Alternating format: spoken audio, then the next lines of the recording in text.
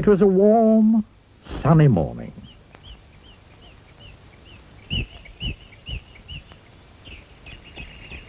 In his small house at the other side of the wood, Mr. Tickle was asleep.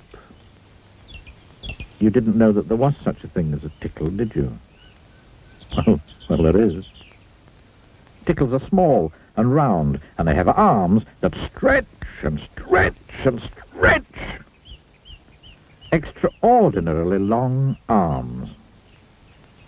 Mr. Tickle was fast asleep. He was having a dream. It must have been a very funny dream, because it made him laugh out loud. And that woke him up. He sat up in bed, stretched his extraordinarily long arms, and yawned an enormous yawn. Mr. Tickle felt hungry, so do you know what he did? He reached out one of his extraordinarily long arms, opened the bedroom door, reached down the stairs, opened the kitchen door, reached into the kitchen cupboard, opened the biscuit tin, took out a biscuit, brought it back upstairs, and back to Mr. Tickle. As you can see, it's very useful indeed, having arms as long as Mr. Tickle's. Mr. Tickle munched his biscuit. He looked out of the window. Today looks very much like a tickling day, he thought to himself. So, later that morning, after Mr. Tickle had made his bed and cooked his breakfast, he set off through the wood.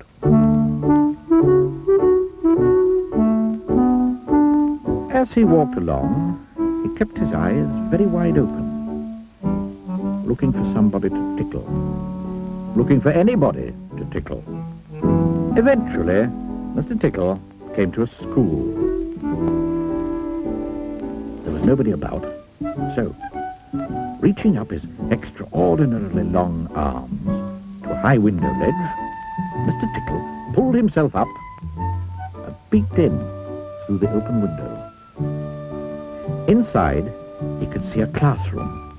There were children sitting at their desks and a teacher writing on the blackboard. Mr. Tickle reached in through the window with that extraordinarily long arm of his, went up behind a little boy called Peter, and tickled him on the back of his neck. Peter giggled out loud. "Stop that giggling at once," said the teacher sternly.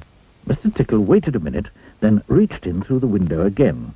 Mr. Tickle's extraordinarily long arm went right up to the teacher, paused, and then tickled. The teacher jumped in the air and turned round very quickly to see who was there. But there was nobody there. Mr. Tickle grinned a mischievous grin. He waited another minute and then tickled the teacher again. This time he kept on tickling, until soon the teacher was laughing out loud and saying, "Oh, stop it! Stop it! Oh, stop it!" over and over and over again. All the children were laughing too at such a funny sight. There was a terrible pandemonium.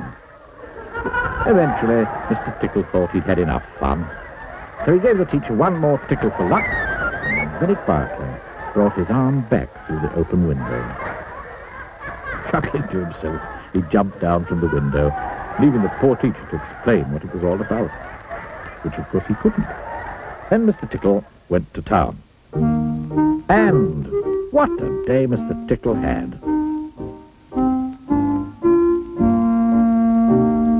He tickled a policeman on traffic duty at the crossroads in the middle of the town. It caused an enormous traffic jam.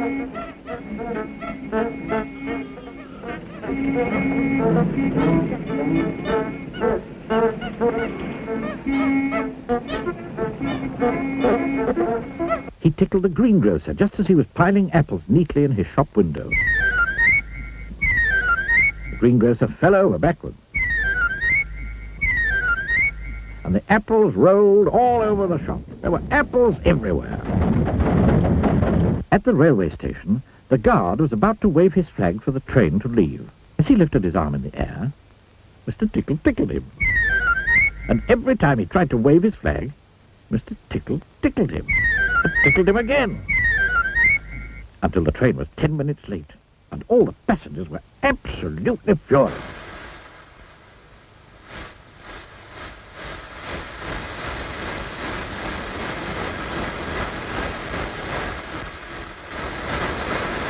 That day, Mr. Tickle tickled everybody. He tickled the doctor. He tickled the butcher.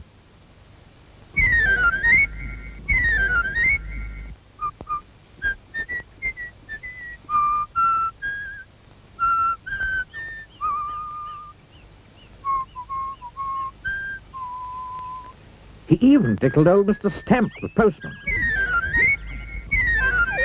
who dropped all his letters into a puddle. Then Mr. Tickle went home.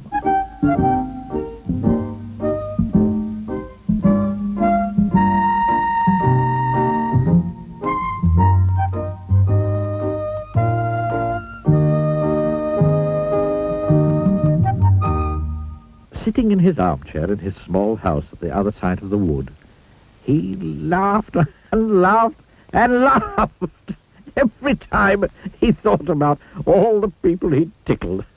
Oh, dear. Oh,